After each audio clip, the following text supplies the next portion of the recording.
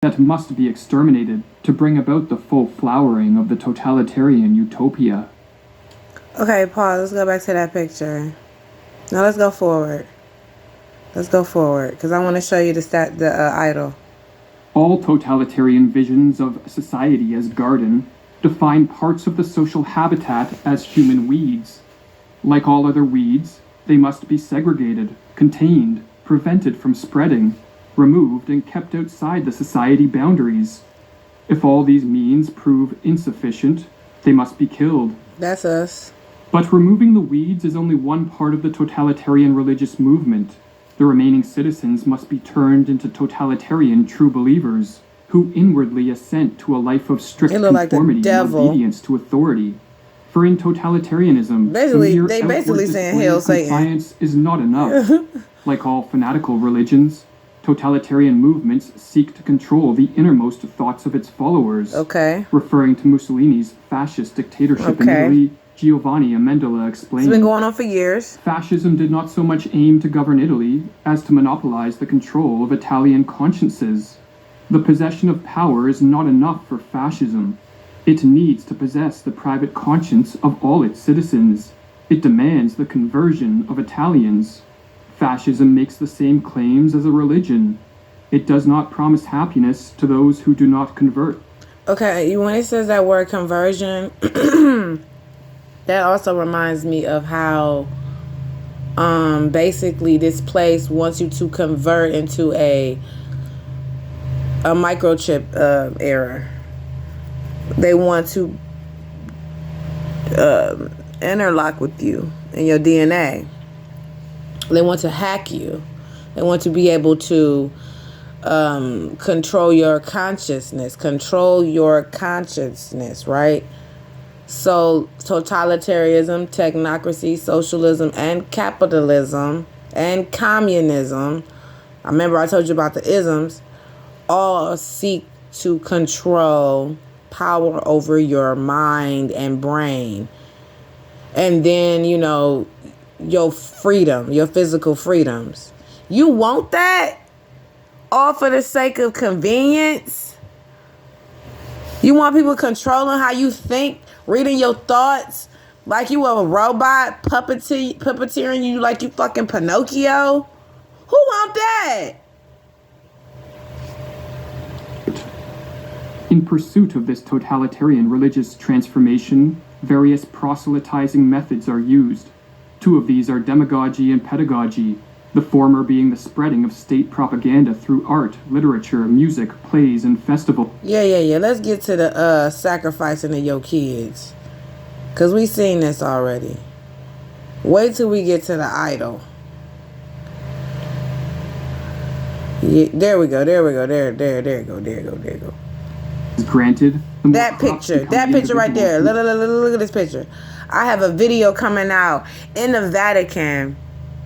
Remember, in the Vatican, that picture is supposed to be Jesus rising out of wherever, but really it's Satan coming out of the pits of hell. And if you invert that picture, you're gonna see some demonic demons moving about, just like in that movie Devil's Advocate, when Al Pacino was sitting in front of that big ass picture and all them people started coming to life and moving around in the picture.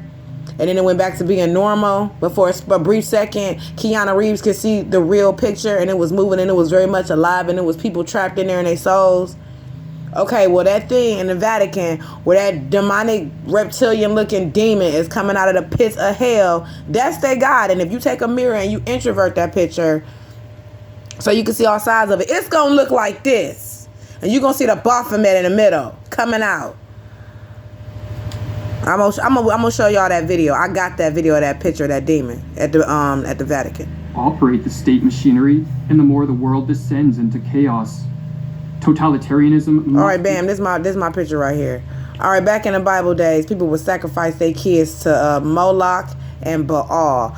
That's, my friends, is Baal, aka back then called Baal, now Baphomet, or still Baal. It don't matter. People sacrificing their kids to this idol, burnt sacrifices. Look at these people worshiping it, idiots, blowing horns to it, making sacrifice of their children. Look, they loading up the firewood to put in the back of the thing, so that, you know, it's fire. It's breathe fire. It's a burnt sacrifice. That baby gonna go in there and it's gonna go into that furnace right there, and they gonna all dance around and you know, and worship it. Now, this is a good picture because it's showing you what people are here today doing. Now, people not physically walking up to Baal statues and putting their babies in his fake ass golden arms, but people here in society are sacrificing their children to Baal and aka Baphomet by the transgender agenda, the LGBTQXYZ movement, people sacrificing their kids in Hollywood to fame through this idolatry. So anytime you want to send your kids to Disney to go be famous, that's sacrificing your children to Moloch and Baal. Anytime you letting your kids do whatever they want to do, believe in Jesus and celebrate Christmas and Easter, that's a sacrificing your kids to Baal. Anytime you let your kids, you know, be on social media, just everything, just every single thing is a sacrificing to Baal here in Babylon, because these people, I believe, what are they, the Babylonians? And some of our people in there too, sacrificing their children to Moloch and Baal. And then you have the elites who physically sacrifice children to their gods and drink the blood. So this place is all a gigantic sacrifice to Baal, Molech, all their gods. All the old gods of the old ancient world are here back now, but just in different forms.